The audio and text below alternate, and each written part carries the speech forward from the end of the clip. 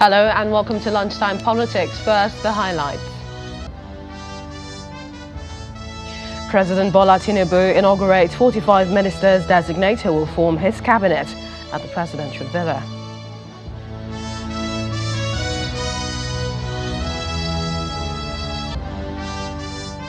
New Commissioner for Finance in Cross River State says economy diversification is key to better revenue generation.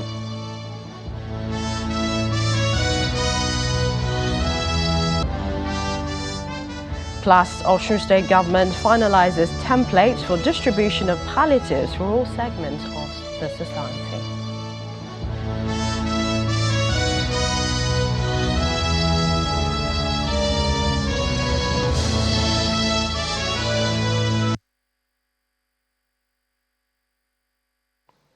Thank you for joining us. I'm Minister Anton Walker in Lagos. We start off with the inauguration of President Bola Tinubu's cabinet. The ministers who have been taking their oath of office from earlier this morning at the banquet hall of the presidential villa. In total, 45 ministers who have been cleared by the Senate are being sworn in today in batches of 5. All 45 ministers designate having completed their documentation, which took place between Saturday and Sunday over the weekend at the office of the Secretary to the Government of the Federation in Abuja, were also given 3 invitation cards for their guests. A source in the presidency said security had been beefed up at the presidential villa ahead of the swearing-in today.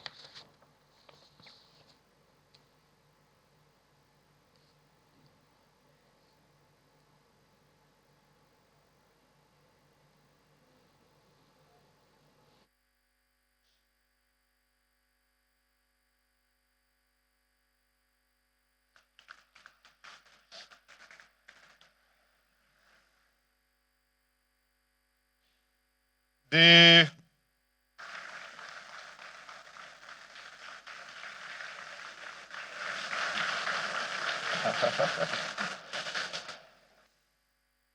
Minister designate from Enugu State,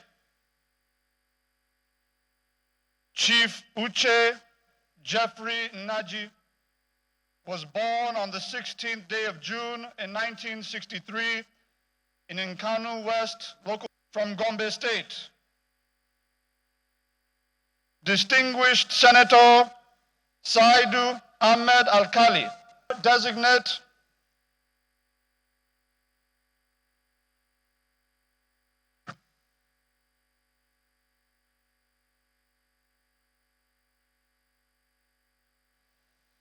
and he will serve as Minister of Labor and Employment.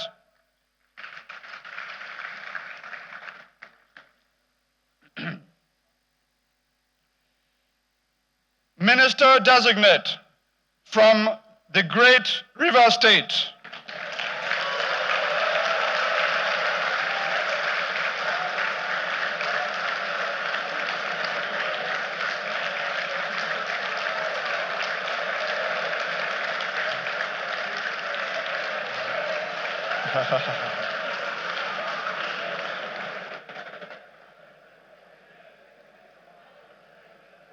His Excellency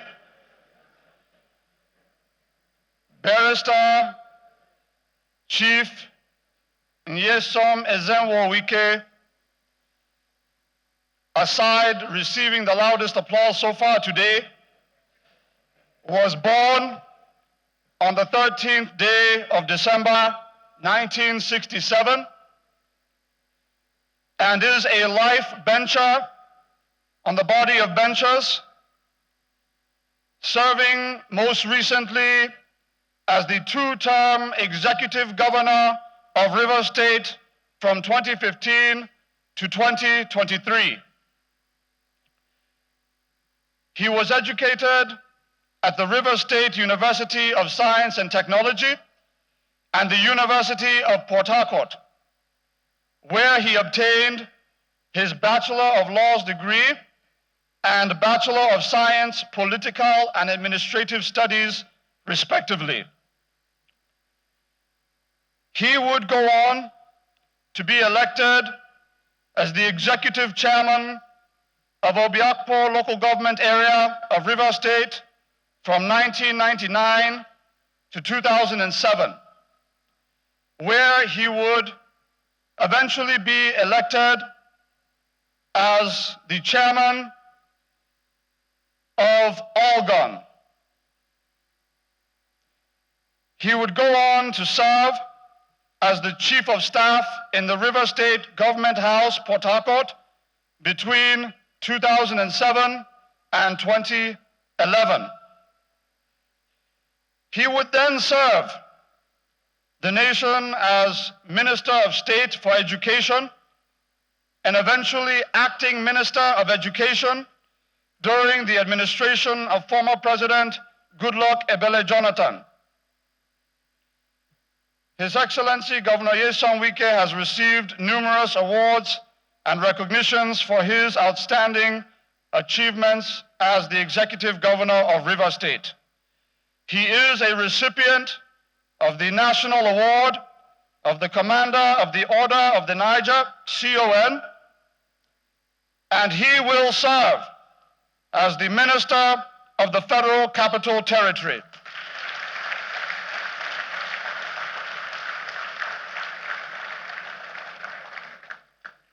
I now respectfully invite the 5 named ministers designate to step forward to take their oaths of office, following which they will share a photograph with His Excellency, Mr. President.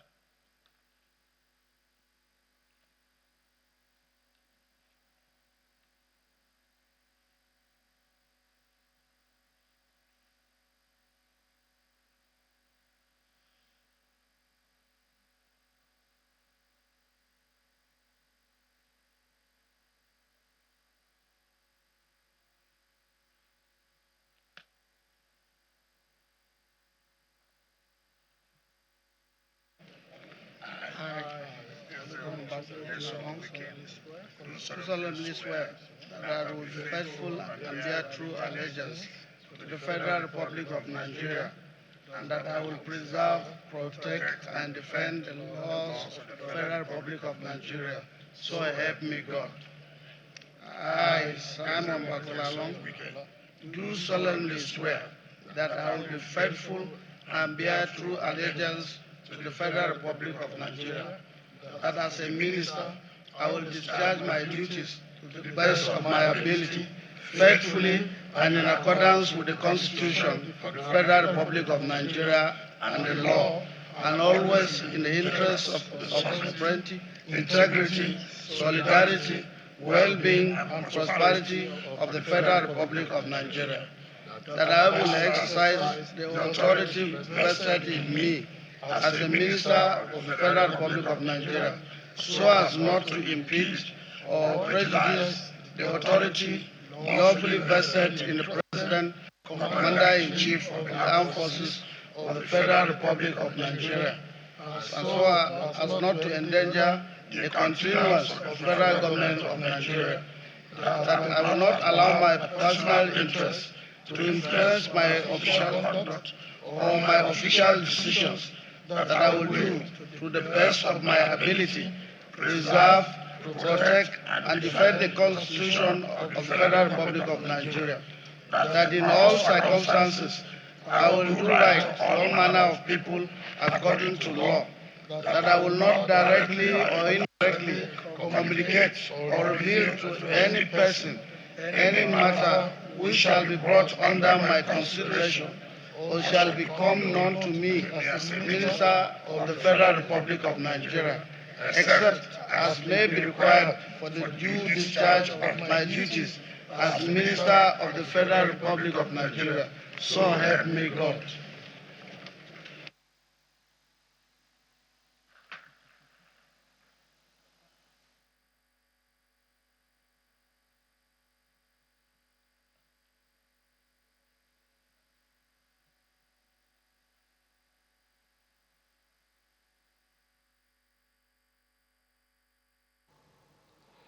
And there you have it, 3 guests per minister and indeed the oath taken. And very soon you'll see, of course, picture taking of the ministers designate and the president. Their live event of the ministerial inauguration still taking place at the presidential villa.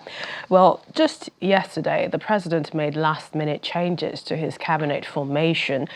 President Bola Tinubu redeployed Engineer Abubakar Momo from the Federal Ministry of Youth to the Federal Ministry of Niger Delta Development. In a statement by the presidential spokesperson, Adrian Gilali, the Federal Ministry of Youth is to be reassigned to a minister designate soon. Also, the ministers, the designate allocated to the Federal Ministries of Transportation, Interior and Marine and Blue Economy were reshuffled as follows. Mr. Adegboyega Oyetola redeployed as Minister of Marine and Blue Economy, while Mr. Bumi Tunjiojo redeployed as Minister of Interior. Honorable Saidu Al-Khali takes charge of the Ministry of Transportation. The statement further states both ministers of state in the oil and gas sector now domiciled in the Federal Ministry of Petroleum Resources with the following designations: Senator Heineken Lukwubiri, Minister of State, Petroleum Resources, while Honorable Ekperikpe Ekpo, Minister of State, Gas, Petroleum Resources, the former for oil. The President also approved the renaming of the Federal Ministry of Environment, Ecological Management as the Federal Ministry of Environment, all the changes taking place immediately.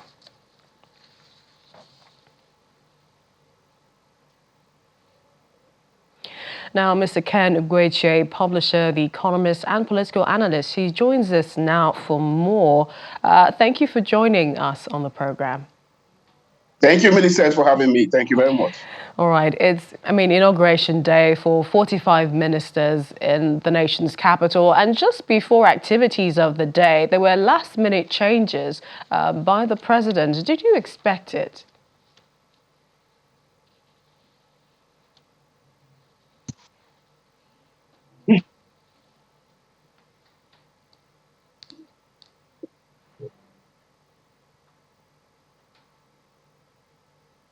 Hello, go ahead. Yes, I can hear you. Did you expect those last-minute changes by the president? Okay, I was really worried, because it doesn't show much of thoughtfulness and strategic thinking on the part of the presidency. Making changes. Those last-minute changes. Okay. Yes, I'm talking about last-minute changes.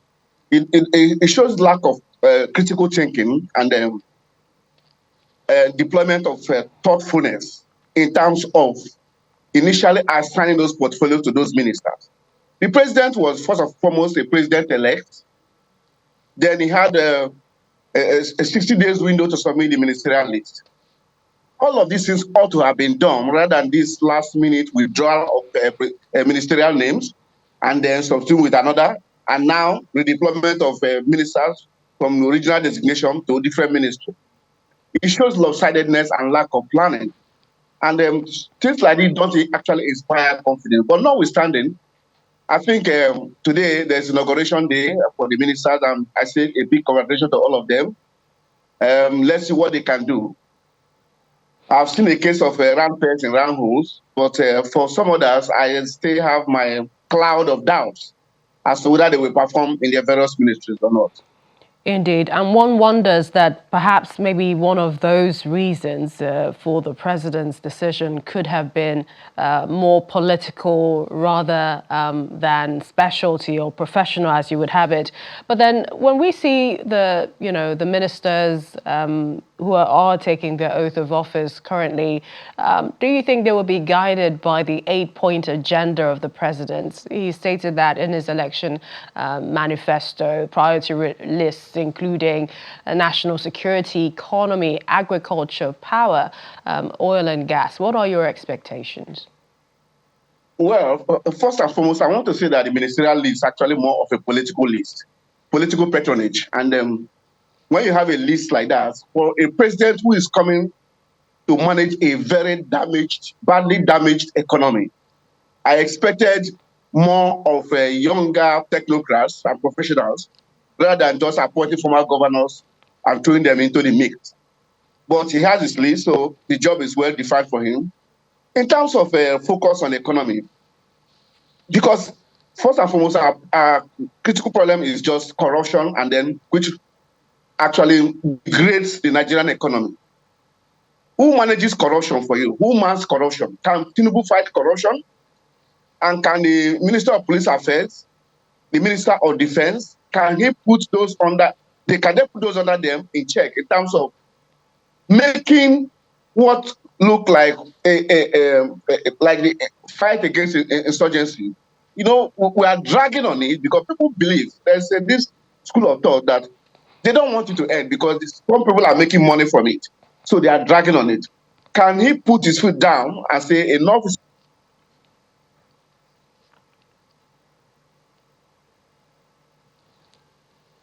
Oh dear, we appear to be losing Mr. Egboche. All right. I think we have you back now. Oh, yes. Yes, I'm saying that on the issue of the economy, the Minister of Finance and the coordinator of the economy, Mr. Wale, I think that's a round peg in a round hole. He has his both local and international connection in terms of managing economies, in terms of banking, international banking, in terms of risk management, having worked in Chase Merchant Bank and then the World Bank experience. It will guide him and guide us from navigating through the contours and treachery of the Nigerian economy, because it has become very, very treacherous. So we need somebody who has that dynamism and experience, and having walked the walk over the years, I think this time he can do very well. I also see another minister, Dave Umahi from Ebonyi State, who was governor of Ebonyi. When he was governor, this man stood out in terms of infrastructure, road infrastructure, transportation infrastructure. He stood out. And then education infrastructure. Built the best private school you can ever imagine in this country. Then he has roads. We were talking of thinking outside the box. Dave Umahi epitomizes that, using what we have to get the job done. He's the first person to start using cement to build roads. And when you go there, I'm not talking of roads in Abakaliki, the capital of Ebonyi. I'm talking of roads that link rural areas. And they've been there since he's been there, and the roads are not degrading, not anytime soon, because these are solid roads. So we need such person as the Minister of Works. And then the other person is, I like to call him a no-nonsense man. Some people like him, some people don't like him, but I think he stood out too as a governor, yes, on weekend, to take charge of FCT. The Federal Capital Territory, after El-Rufai, seem to have dropped in terms of respecting boundaries, in terms of people coming under the rules, the laws, the mores of the FCT. El-Rufai tried to establish that, to tell people that you cannot destroy a master plan. This is the only place we have now that has not been mutilated, that has not been desecrated. That's the FCT. We need somebody of the caliber and the courage of Wike to stamp his feet of authority there, and so that we can just respect the rules we have set for ourselves. There's a master plan, but people encroach on this thing, build anywhere they want to build because they are in the capital, because they are ministers, because they belong to the corridors of power, or they know who are in the corridors of power. That's actually why you have that impunity in the FCT. And I think it took a weekend to stop that drift to impunity when it comes to development in the FCT. Just before pockets of ministers like that. Yes, I just wanted to say, because we're wrapping up, before we let you go, Serapis said former governors should be prevented from receiving pensions. Is this, some would argue, a legal question, moral question? What do you think? Definitely, if you have an appointment, and it's also a government appointment, you should stop receiving the pension. That is moral. That's what we are talking about. When Gardner said it, because I am now a senator, I cannot be receiving pension from my state. And he made a public show of it, which many people commended him. I commended him for that. You don't have to receive remuneration for 2 fronts when people are unemployed. If it is called a sacrifice, can you make that sacrifice? All the ministers should make that sacrifice. Every former governor that's now a minister should not receive pension or any pin from the state until they are derobed of that ministerial castle they are wearing. So I think it borders on morals, It borders on principle, and also borders on legitimacy and on what is right. People should not take advantage of our loose system where the state exists on its own and nobody knows what they are doing there, and the federal exists on their own. You cannot take two remunerations under the same government. It doesn't speak well of you. All right. We'd like to thank you, Mr. Ken Ugweche, as a publisher, the economist, and also political analyst. Thanks for joining us on the program. Thank you very much, Lisa. Well, still to come on Lunchtime Politics, we have more on the ECOWAS and the Niger Republic coup situation. Do stay with us.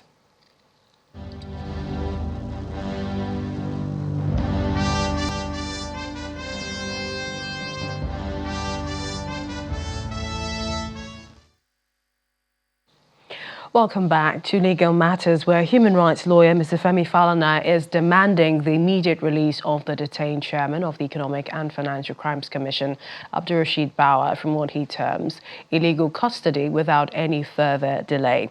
In a statement, Mr. Falana also asked the federal government to ensure that the rights of Mr. Bauer and that of the suspended CBN governor, Godwin Emefiele, are respected by the DSS and others, even though, according to him, the two had a penchant for disobeying the orders of the court when they were in office. Mr. Falana's statement reads in part, indeed, under the Administration of Criminal Justice Act, the cumulative lifespan of a remand order is 56 days. Therefore, having exceeded the detention period permitted by the Administration of Criminal Justice Act and the Constitution of Nigeria, the State Security Service should be directed to release Mr. Abdulrasheed Bauer from legal custody without any further delay.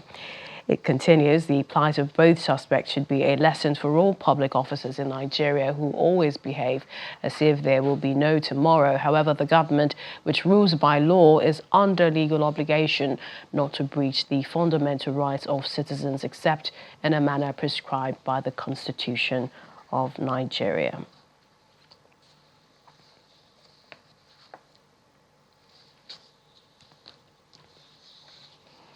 We head to Cross River State, being one of the least revenue allocation states in the Federation. The government has explained that the only way forward to attract revenue is by diversifying the revenue-generating aspect of the state to produce prudent results.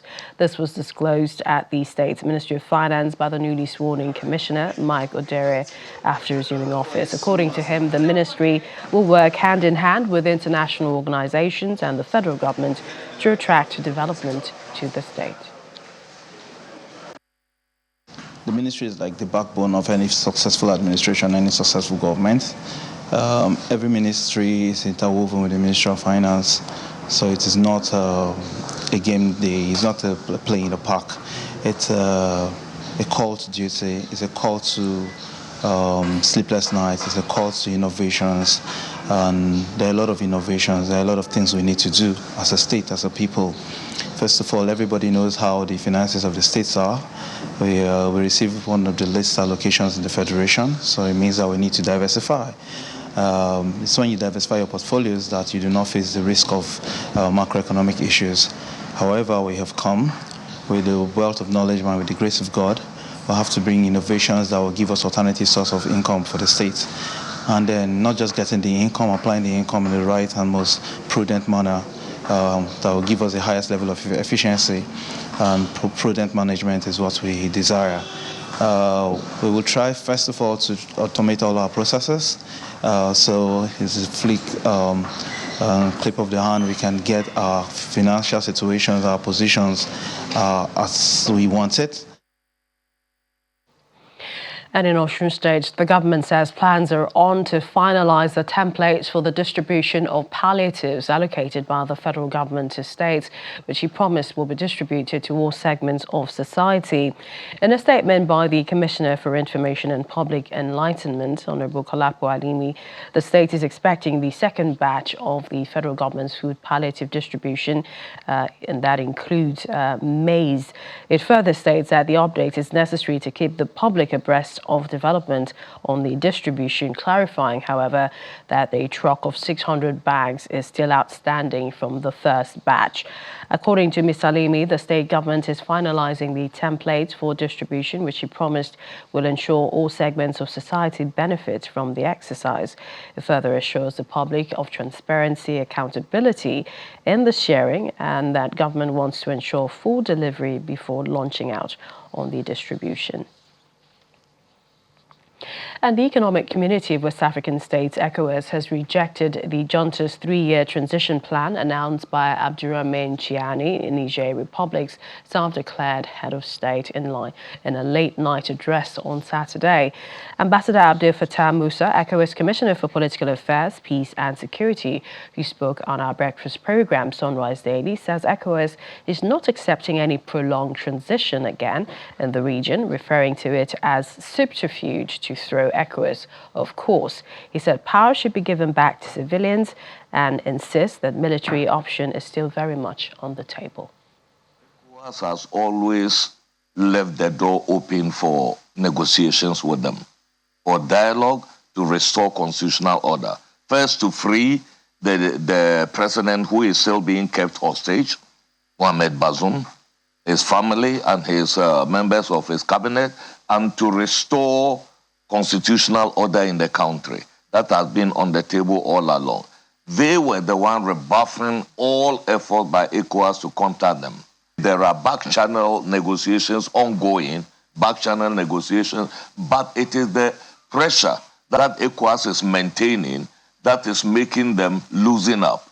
First, the sanctions, and also the threat of the use of force. And ECOWAS has always mentioned that force is the very, very last option. Well, when everything else has failed, and we still stand by that. We have always extended the olive leaf to them. If they want to take it, it is there. But like I said, ECOWAS is not going to engage in endless haggling over restoration of constitutional order in the country. They have no legality, no legal basis for them to hold the people of Niger to ransom and then dictating their own transition timetable. And away from the situation in Niger Republic, ahead of the celebration of his 100 days in office, Governor Alex Otti of Abia State has embarked on an inspection of ongoing road construction projects he awarded. Speaking during the inspection visit in the commercial city, Abia, Dr. Otti expressed satisfaction at the pace of work and the construction firms keeping to project schedule and also specifications.